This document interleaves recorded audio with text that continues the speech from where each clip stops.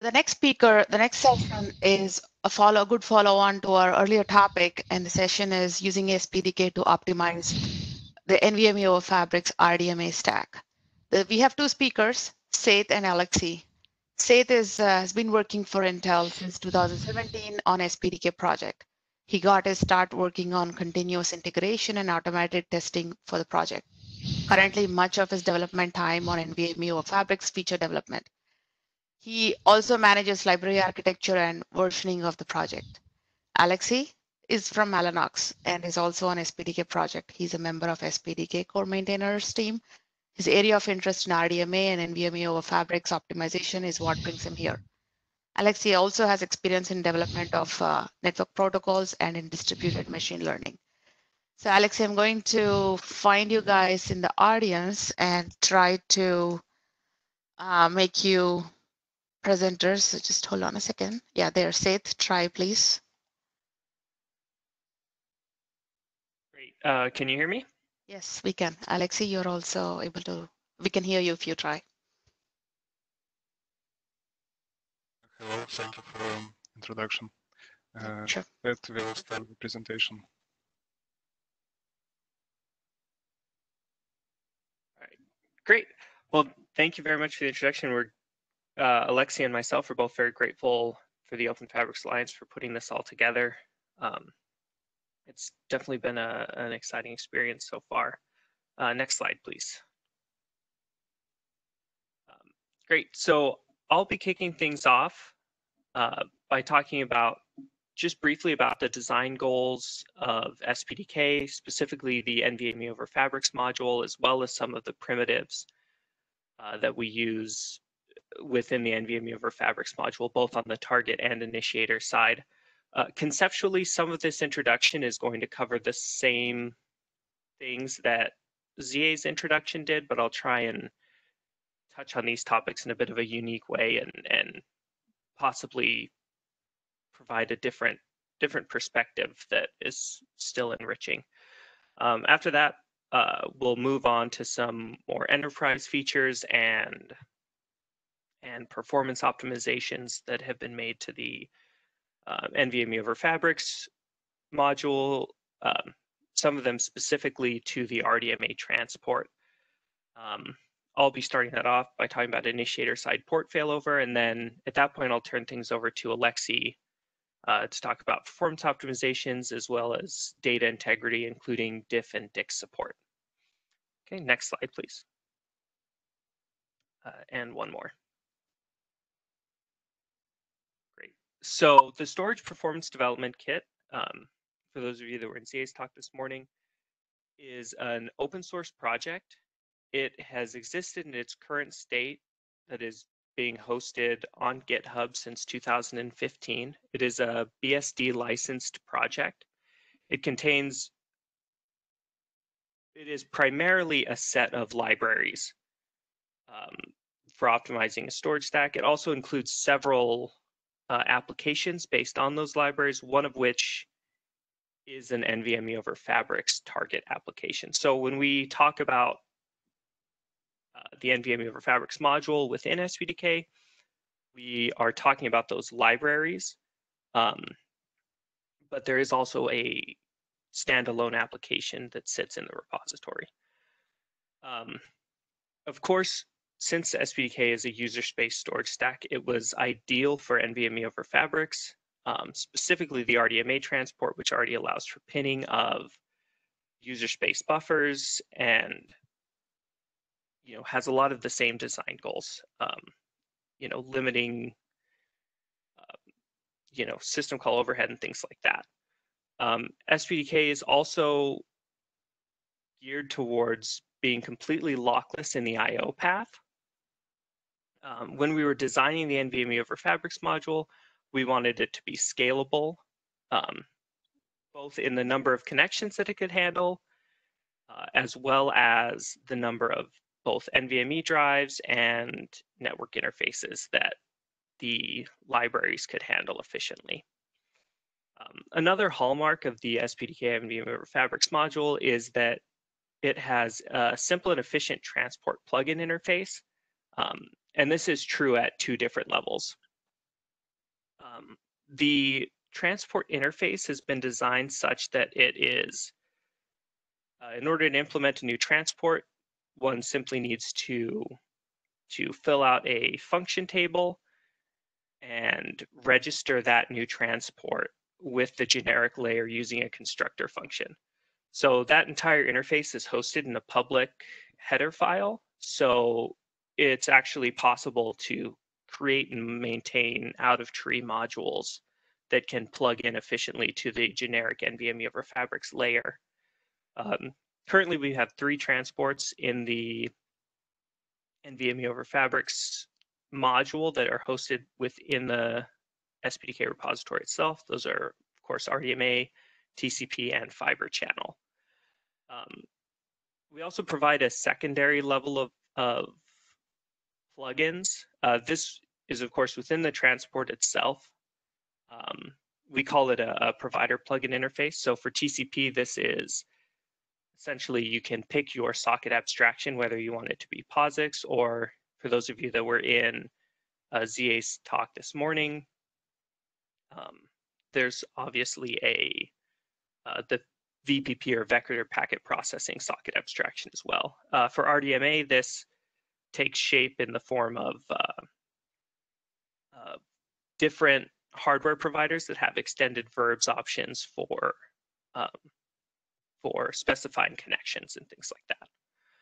And of course, as I mentioned, it is a BSD licensed product. So next slide, please. Great. Here I'm going to take a little bit more of a dive into some of the actual primitives and types associated with the NVMe over Fabrics module, and these are going to be consistent between both the target and initiator. The key takeaway here is that the form of these primitives really fits with, the function of the target itself. There are 2 subsets of these primitives. The first one is globally available primitives. And these are going to be primitives that are accessible from every thread and core within the SPDK application itself.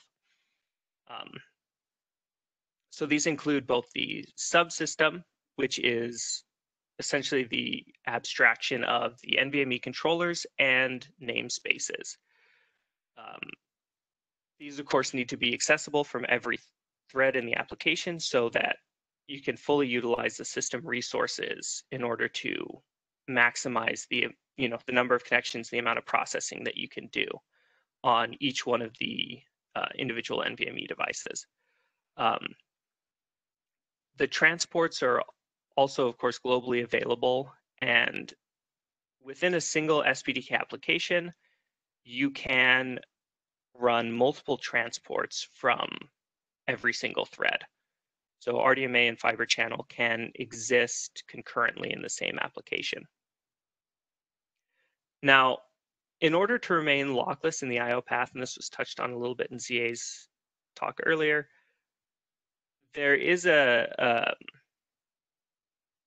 necessity to make sure that the base level, each connection is only accessed from a single thread. So in order to accomplish that, every single NVMe over Fabrics queue pair is pinned to a specific SPDK thread. Now, I want to draw the distinction here. An SPDK thread is not a CPU core. There has been a decoupling of SPDK threads, which are lightweight threads, from CPU cores. So at connection time, the SPDK thread for a queue pair is fixed, but as loads go up and down, you're able to actually migrate SPDK threads between cores. If you're using the built-in SPDK NVMe over Fabrics application, that currently doesn't have a load balancing feature built into it, but by leveraging the libraries directly, you can use the the SPDK thread feature to perform load balancing at that level. So that queue pair structure and abstraction, and the way we deal with that is how we maintain locklessness in the I/O path. In order to maintain scaling, we actually have a per thread pull group structure.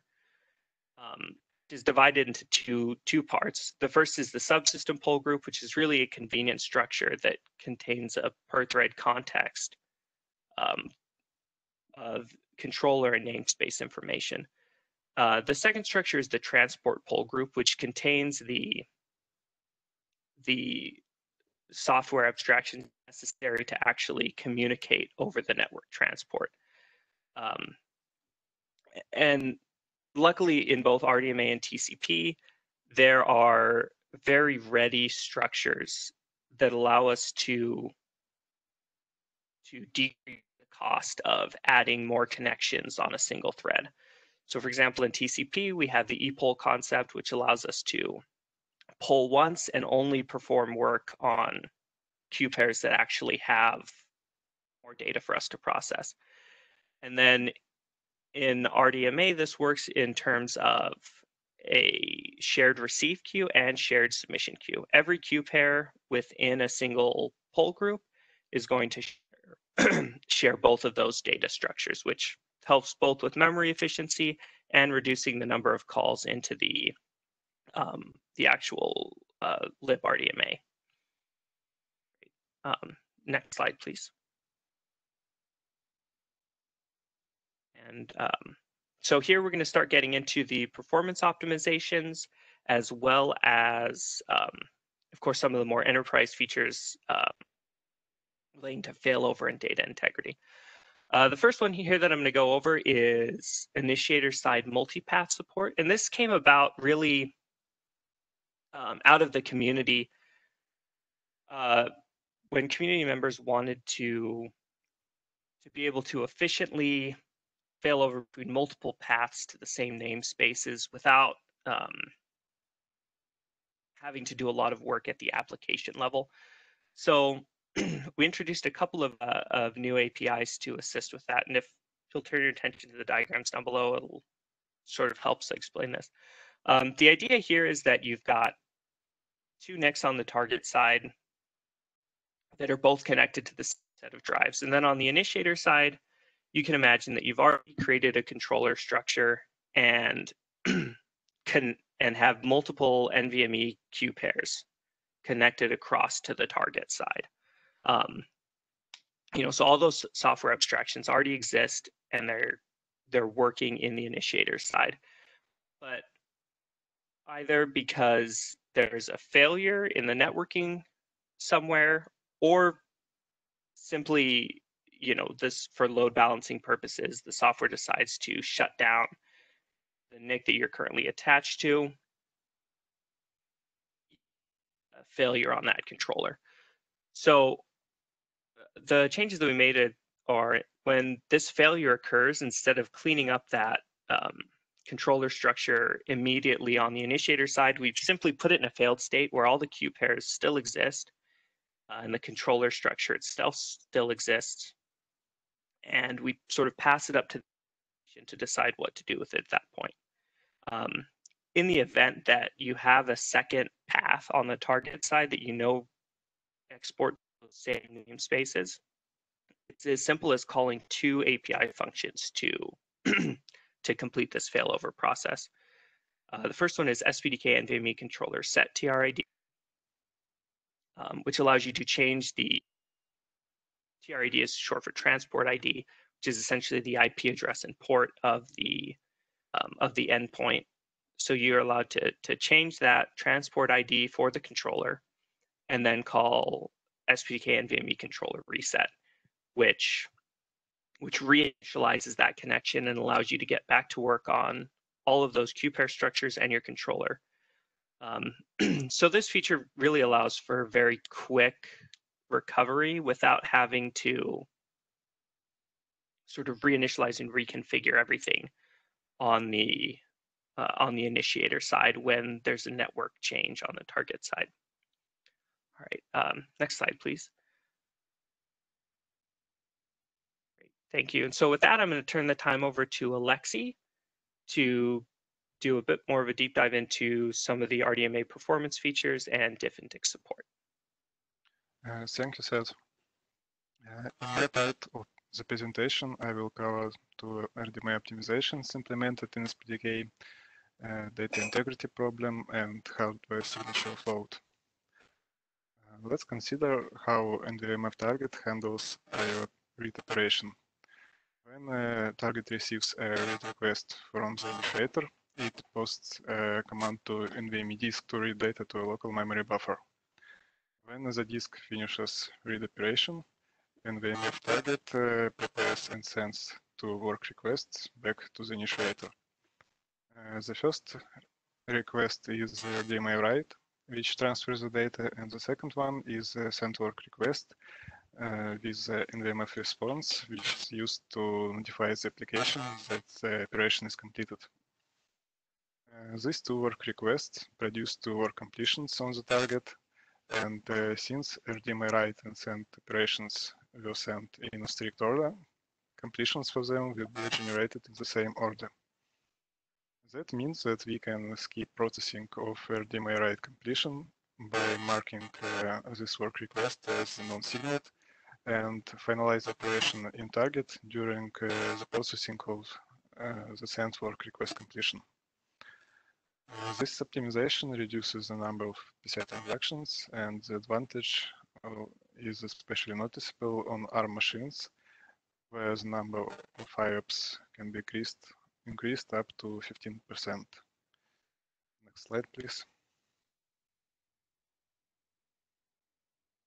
So typically, every IO operation requires posting of one or more send work requests and one receive work request. In most of the cases, work requests are posted independently, which causes frequent update of NIC durable register and produces extra PCI transactions. The idea of this optimization is to batch posting of work requests. Instead of posting individual work requests, we put it in a queue, and the queued work requests are posted together on periodic basis inside of special function which posts completion queue. And this allows to reduce the number of durable register updates and the number of PCI transactions.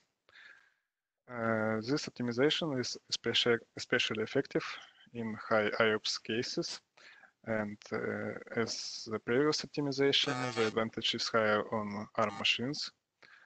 For example, with QDEPS64 and 4K payload, the number of IOPS in read scenario increased up to 5%, and in write scenario up to 12%.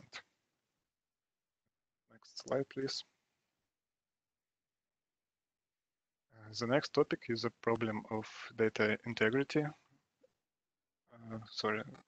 Okay. We will look at the effects of data errors and the necessity of their early detection. We will check which mechanisms are provided by NVMe specification to resolve this problem and what is implemented in SPDK. So why should we worry about data corruption? The obvious answer is that it is fatal to business logic. It may break your backups and do many other bad things. If we consider some user space application built on top of SPDK, then data might be corrupted in any element on its way to remote disk. It can be either SPDK NVMe driver or NIC or NVMe disk itself. Usually each of these elements performs its own data integrity check. For example, IP checksum is verified when data goes through the NIC, but each element may contain some bugs that can overlook the corrupted data. End-to-end data protection is a proactive error detection approach. It is used by NVMe specification. It relies on additional portion of data which is transferred together with main data block and contains information that can be used to catch data integrity errors. End-to-end mode allows to notify the application about errors occurred during I/O operation and prevents the use of corrupted data. Next slide, please. NVMe specification uses TIT&diff format to store protection information per data block. TIT&diff is a 8 bytes field where the first 2 bytes is a guard tag, which contains 3616 checksum covering data block. The next 2 bytes is application tag, which is user-defined content. It's opaque for NVMe controller. And the last 4 bytes is a reference tag, which protects against misdirect block transfers. NVMe specification defines 3 protection information types, which are the properties of a namespace. And from NVMe point of view, they differ in content and usage of reference tag. Protection information can be transferred as a contiguous part of data block. And such combination of data and metadata is called extended LBA format. It is used in data integrity field or diff specification. And another approach is to transfer protection information as a separate buffer. It is used in data integrity extension or DIX, and it is not supported by NVMe-oF fabric specification. Next slide, please. This slide illustrates the principles of end-to-end data protection mode and the SPDK extension, which is called diff insert to strip mode. In end-to-end mode, when the application starts write operation, it generates protection information according to TIT&diff format and stores it in metadata part of extended LBA. This extended LBA is transparently transferred through the network to remote NVMe controller, and protection information is verified by NVMe disk before writing. In a read operation, the disk verifies stored protection information, and data block with metadata is transferred to the application, which performs verification on its side. If any of verifications failed, the application will receive a response with failure reason. In SPDK diff insert to strip mode, metadata and protection information capabilities of namespace are hidden from the host. It sends or receives data blocks without metadata. And in write operation, when SPDK transport layer receives data buffer from the host, its transport layer generates and inserts protection information for each data block before writing data to the disk. In case of read operation, SPDK transport layer verifies protection information, strips it, and sets data blocks to the application. This mode is supported by TCP and RDMA transports. Next slide, please. The current implementation of SPDK diff insert of strip mode uses software CFC16 calculation optimized by Intel ICI library. And this implementation has several limitations. The first one is that encapsulated data transfer is not supported, since it is impossible to insert metadata without additional memory copies. And encapsulated data transfer is a mechanism which allows the initiator to send data together with NVMeoF capsule. It is used in write operation. And the second limitation is that this mode only supports protection information type 1, since the application doesn't provide reference and application tags, and SPDK manually sets them to some appropriate values.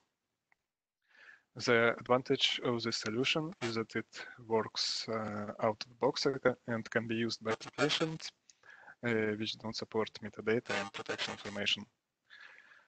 The disadvantage is low performance due to software calculation and high CPU load. Also, this approach doesn't protect data blocks all the way from the initiator to the disk. Next slide, please. It is possible to apply hardware accelerations when data goes through the NIC. One of such accelerations is hardware offload of tit-and-diff calculation, and Mellanox is developing user space API to support it. The API treats signature as a property of memory layout. The API introduces a new special signature memory region, or SIGMR, which is built on top of a regular memory region. This SIGMR describes one IO transaction, and it consists of two domains, memory and via. These domains define where a signature should be calculated. For example, in our prototype of SPDK diff insert to strip mode with hardware float, we configure signature in memory domain. Each domain has protection information related properties such as application reference and guard tags, size of data, metadata location, and others. Using different combinations of wire and memory domains, we can enable various scenarios of verification, inserting or removing of protection information. It can also allow us to implement DIX mode in NVMe-oF fabric by providing interleaved data and metadata buffers. When we use hardware signature offload, each IO operation requires to register SIGMR. To do it, we should prepare memory layout using scattergather list with pointers to data and metadata buffers. After that, we register signature MR using send work request with a new special opcode. And after registration, we can use SIGMR data paths instead of regular memory region.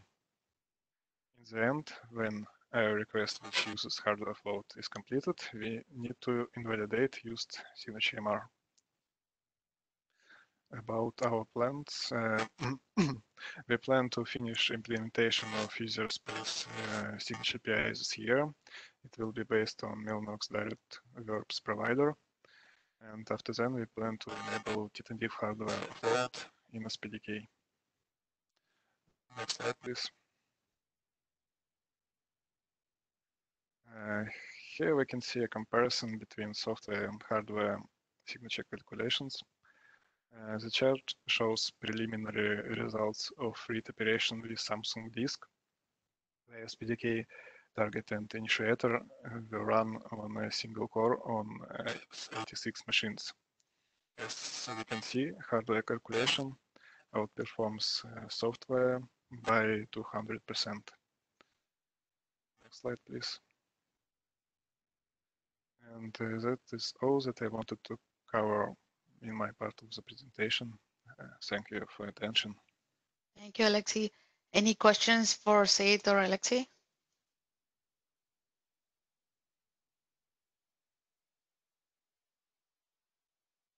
You can either raise your hand by clicking on your name in the attendee panel, so I can give you an opportunity to speak, or you can even submit the question using the Q&A panel in your WebEx window.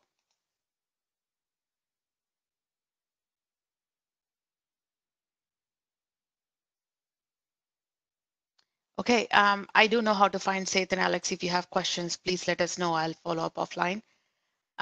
The next is a break, but before I lose you all for a break, I just want to throw a few reminders in here.